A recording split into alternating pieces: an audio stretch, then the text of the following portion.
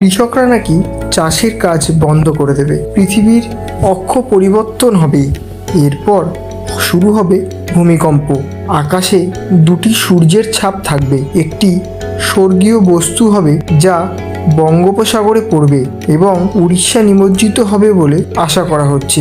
সমুদ্রের জলস্তর বাড়বে এবং জল জগন্নাথ মন্দিরের 22তম ধাপ পর্যন্ত পৌঁছাবে। তারপর ভক্তরা ভগবানের মূর্তিটি ছাতিয়া বটায় নিয়ে যাবে।